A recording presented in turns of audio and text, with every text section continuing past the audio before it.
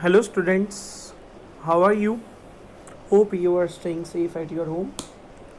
So, in the previous video session, we have discussed about the definition of financial management. Then comes the role of financial management and objective of financial management. In today's video session, we will discuss about the financing decision. तो financing decision और that is financial decisions क्या है that there are three major financial decisions और modern thinkers have made a mention of three important decisions taken by a financial manager कि एक जो financial manager है उसको कौन से तीन डिसीजंस बड़े समझदारी से लेने चाहिए दैट इज फाइनेंशियल डिसीजंस. तो वो तीन डिसीजन कौन से हैं? Investment decision, financing decision, dividend decision. So these three are also known as finance function. Investment decision, financing decision and dividend decision also called the finance function. तो जो तीन functions हैं फाइनेंशियल डिसीजंस, तो उसमें जो पहला डिसीजन आता है वो क्या है? That is investment decision. Investment decision में हम क्या डिसाइड करते हैं कि हमने कौन सी एसेट्स में अपने फंड्स को इन्वेस्ट करना है. That is selection of assets in which funds will be invested. Second आता है financing decision, that how to obtain funds from various sources of finance. यानी कि जो हमने एसेट्स में पैसा इन्वेस्ट करना है वो पैसा आएगा कहाँ से. यानी कि हम ऑनर्स फंड से कितना रेज करेंगे और बोरोड फंड से कितना रेज करेंगे. That what we call it as a financing decision. Third one comes dividend decision, that what proportion of earning will be distributed in the forms of dividend. कि profits का कितना हिस्सा हम क्या है डिविडेंड डिक्लेयर करेंगे और प्रॉफिट्स का कितना हिस्सा हम अपने पास रखेंगे for the future projects is what we call it as a dividend decision. तो पहला डिसीजन क्या है? That is investment decision.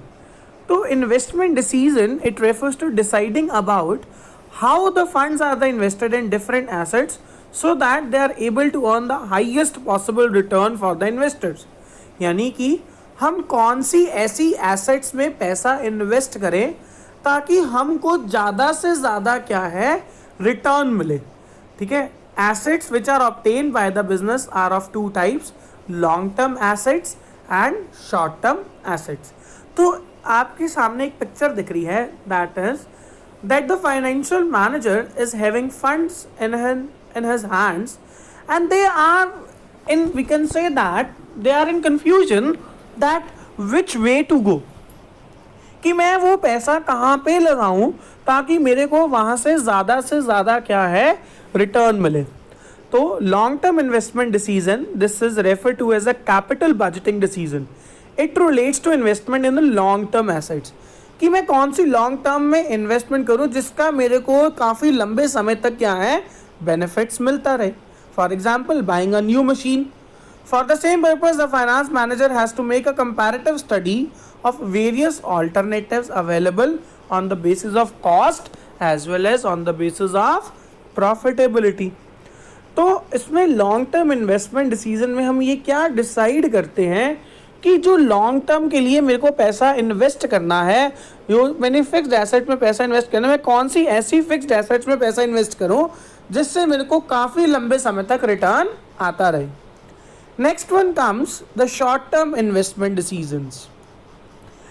This is refer to the working capital management कि शॉर्ट टर्म के लिए मेरे को कौन कौन सी एसेट्स चाहिए, कितना कैश इन हैंड चाहिए, कितना मेरे को स्टॉक चाहिए, कितने मेरे डेटर्स होने चाहिए.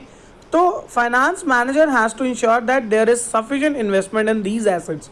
क्योंकि अगर आपके पास एडिक्वेट वर्किंग कैपिटल नहीं होएगी तो it will effect the regular working of your business.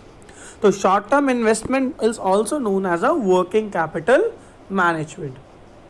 जो लॉन्ग टर्म इन्वेस्टमेंट डिसीजन है, this decision is very important. हम investment long term investment decision को क्यों इंपॉर्टेंट कंसिडर करते हैं?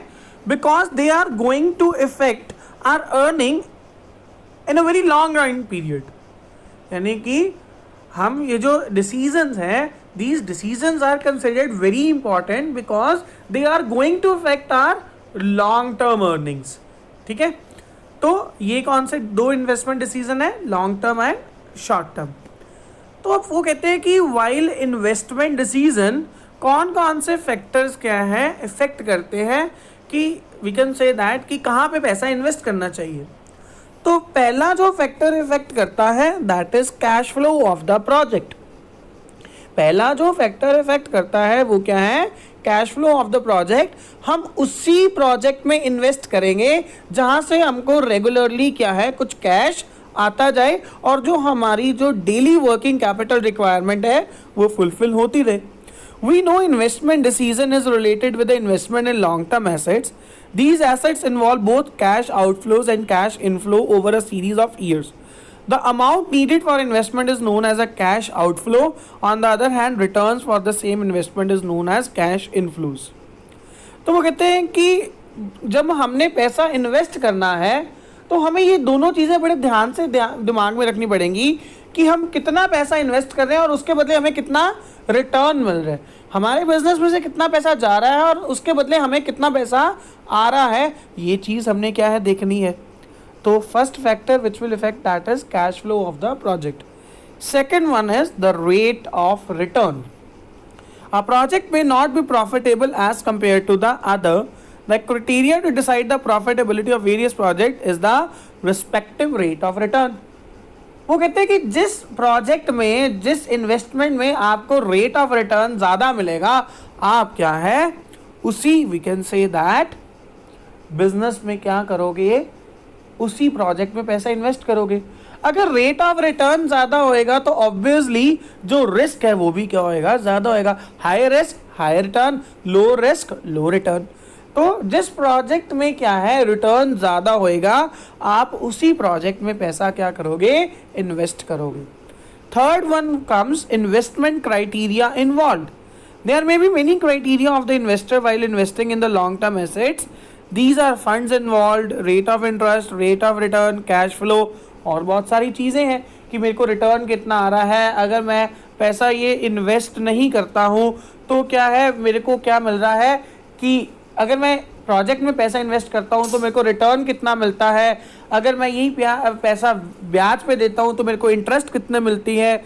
मेरे को अगर मैं ऐसे प्रोजेक्ट में पैसा इन्वेस्ट करता हूँ तो मेरे को रेगुलरली कैश कितना आ रहा है. तो ये भी बहुत सारी चीज़ें अपन ने क्या है दिमाग में रखनी है वाइल डूइंग इन्वेस्टमेंट.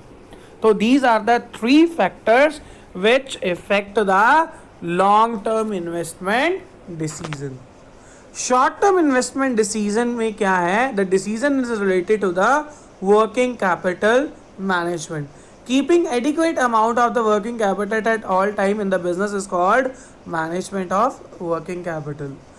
तो adequate amount means amount of working capital should neither be more not less. वो कहते हैं कि ज़्यादा पैसा भी खराब करेगा, कम पैसा भी खराब करेगा. ज़्यादा पैसा हो जाएगा तो आपको क्या है जो कॉस्ट है, जो रेट ऑफ इंटरेस्ट है वो ज़्यादा पड़ेगा. अगर कम होएगा तो आपका जो बिजनेस है वो नहीं चलेगा. तो एडिक्वेट यानी कि आपको ना तो ज़्यादा पैसा रखना है और ना आपको कम रखना है. तो that is the short term investment decision. In next video session, we will discuss about the second decision, that is financing decision. So please watch this video very carefully, and if you have any of the queries, please note down in your notebook, and I will sort out your queries in tomorrow's Zoom session. Thanks and have a nice day.